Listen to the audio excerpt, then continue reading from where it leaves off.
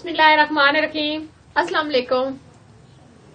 आज हम बनाएंगे रेड लोबिया, जिसके लिए मैंने 1/2 kg मैंने रेड लोबिया लिया है, जिसको मैंने अच्छी तरीके से बॉईल कर लिया है। 3 अदद टमाटर,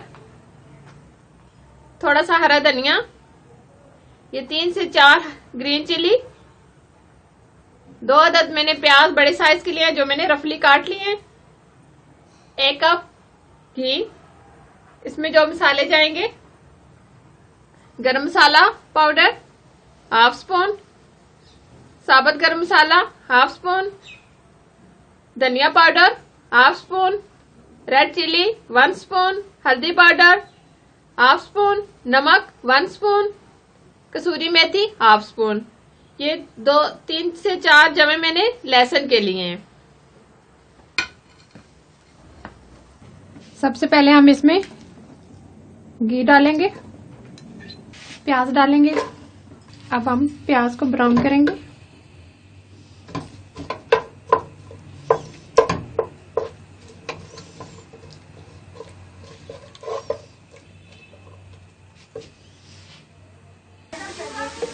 प्याज हमारे ब्राउन हो गए। अब हम इसमें लहसुन डालेंगे।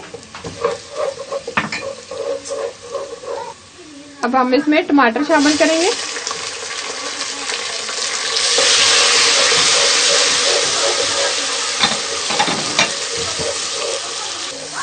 टमाटर हमारे गल गए। अब हम इसमें नमक डालेंगे, हल्दी पाउडर, रेड चिली, धनिया पाउडर, कसूरी मेथी, साबुत गरम मसाला हम डाल देंगे। कुटा हुआ अभी हम नहीं डालेंगे।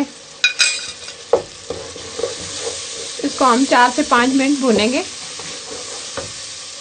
मसाला हमारा अच्छी तरीके से भुन गया। अब हम इसमें लोबिया डाल देंगे। 4 से 5 मिनट भूनेंगे।